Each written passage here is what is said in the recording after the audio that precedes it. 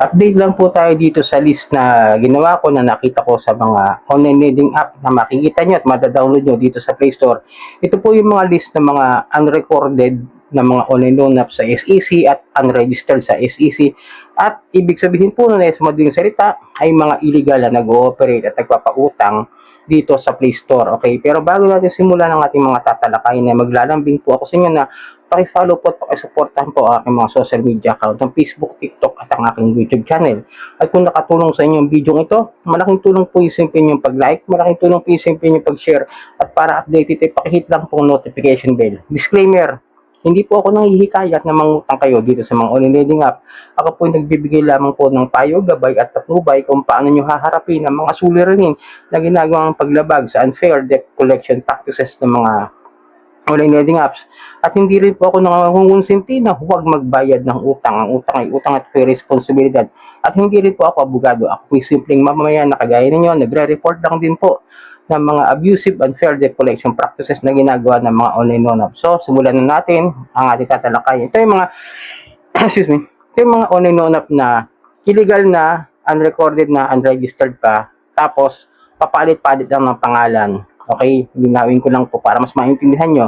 Pagpapalit-palit ng pangalan ng mga online loan app, ibig sabihin nun, kadalasan dyan, mga, alam nyo na, ibig sabihin, illegal at mga mag-ingat kayo kasi kumukuha lang yan ng mga info at mga data sa atin, no, ng mga mangungutang at ginagamit lang nila yan sa kung saan-saan.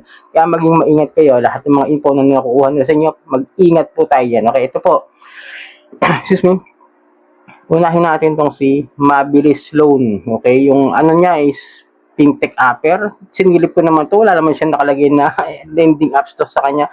So, parang ano siya, copycat ni Mabilis Cash, no? Kaya mag-ingat kayo dyan, isa yan sa mga unregistered kasi pag Mabilis Loan, hindi naman siya Mabilis Cash. Ibig sabihin, copycat o peke at hindi yan registered doon sa mga list ng SEC ang recorded on a lending platform. Then, ito pa, sinilip ko, itong Quick Cash Pera and pautang yan. Hindi ko na ano. Ayan, napakita ko sa inyo. Ayan. Yung mga ganyang klase. No? May style pa yan. No? May kamukha siya yung logo. Si OK Peso. Yung logo niya, di ba, kung papansin nyo. Kung familiar kayo kay OK Peso, ganyan din yung logo niyan. Pero, syempre, unregistered po yung Quick Cash. At hindi po yan legal magpautang sa mga online. At wala sila sa SEC. Then, ito, yung Credit Insights. Ano po ito? Kakapost lang ng SEC about this online lending app o online lending platform na ito ay unregistered at unauthorized to operate as a lending platform. Okay? Kasi hindi ho talaga sila pinapayagan magpautang online. Kaya nga, mag-ingat kayo, ulitin ko, mag-ingat kayo sa mga ganito klase nagsusulputan ng mga online loan sa mga Play Store, sa mga App Store, sa mga websites.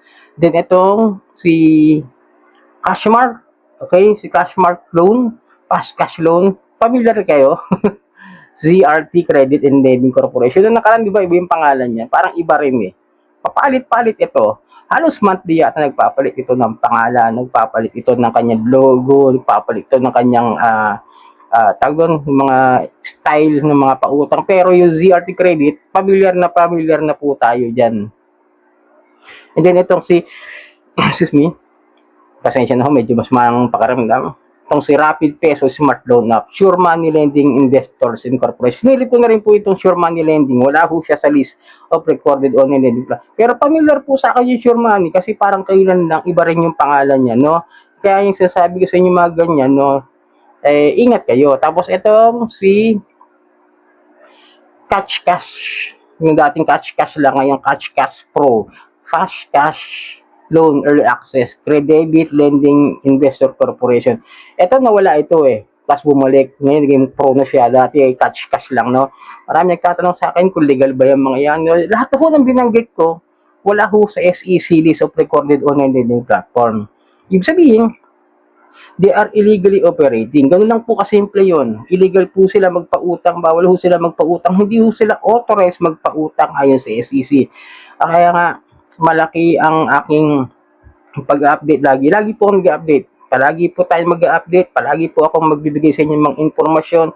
Palagi po ako mag-share ng mga videos about sa mga ganitong klase ng mga online lending apps na hanggat maaari, hanggang kahit ganitong simpleng pamamaraan lang po ng aking pag-update makatulong sa inyo para maging mag-ingat kayo, no? Kasi yung mga yan, they are just tawag doon, deceiving the borrowers, the fellow Pilipino na kagaya ko na nangungutang gipit sa pera kaya napipilitang mangutang sa mga ganyan, napipilitang isugal yung mga info as long as they need money. Siyempre, nangangailangan ng pera. Naintindihan ko naman ho kayo na kailangan nyo ng pera. Pero ako ho, lagi ko hong paalala sa inyo, maging maingat kayo sa mga ganyan kasi hindi lang po yung info ninyo, yung pagkatao ninyo binibigay niyo dyan. Diba? Siyempre, nagbibigay kayo ng mga ID. Ina-allowed nyo yung mga cellphone natin, ina-allowed natin yung permission dito sa mga illegal na OLA, contacts, gallery, location, text messages, the info of our EMI, doon sa ating mga cellphone, yung mga ating mga informasyon dyan na pati mga Google accounts is especially kaya nilang galawin yan hanggat kaya nilang gagalawin nila, makikialam sila diyan kasi tayo mismo excuse me nagbibigay ng permiso. Kaya nga tinatawag po dyan sa PNP nung nagpunta kami dyan, nung first class filing, in-explain naman sa amin na yung pag-apply dyan, yung pag-loan dyan, tinatawag tayong mga willing victims. Kasi pinapayagan natin ma-access yung ating mga info. Kaya magugulat na lang tayo, minsan di naman natin binigay yung picture na yon, pero yung picture na yun nakakuha doon sa cellphone natin kasi inallowed natin yung gallery, inallowed natin yung photo, inallowed natin yung camera, di ba? Ay minsan magulat tayo, teka, ba't paano niya na? Ay, nako, problema na naman, di ba? Tapos ma-access yung mga contacts ninyo na hindi naman natin ginawang contact reference o co-maker o yung guarantor kung tawagin. Tapos guguluhin. Tapos pati yung inorderan mo ng gasol, magugulat na lang may naniningres doon sa kanya kasi ikaw na nangungutang na-contact na yung kinuhanan ng gasol, yung trabaho, lalong-lalo na maging maingat kayo diyan. Ako, never ho ako nagbibigay ng impormasyon ng aking trabaho diyan, no? Yung sa mga sinauna lang ng mga online loan na utangan ko doon. Pero itong mga sumunod, lagi na ho ako nag-a-apply diyan, nag-review is unemployed po ginagawa ko. Hayaan ko sila kung magbibigay sila, mag-auto-disburse sila.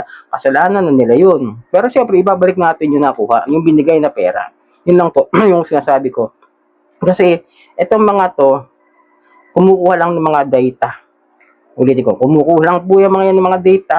Tinitignan ko saan ka may utang at tinitignan ko ikaw ba yung isang nangutang dati na hindi nagbayad, kaya nagpapalit-palit ng pangalan yan, kaya pag tingin mo magre-reject yan. Ito pansin nyo ngayon, di ba? Halos lahat ng mga online loan na nasa Play Store, puro reject. Kasi nga, yung mga yan, nagpapalit-palit na ng pangalan. Tsaka lahat ng mga, ito tingin ko lang, lahat ng illegal na ito, na hindi registered, iisa lang yung sistema ng kanilang pagpapautang, di ba? Halos 50% yung processing fee. 5 days before prior due, nangaharas na. Kaya sabi kasi yun, ulit-ulitin ko yung paalala ko sa inyo, maging maingat sa pag-utang dito sa mga online lending app. Sana nakatulong ang update ko. Maraming po salamat sa uulitin.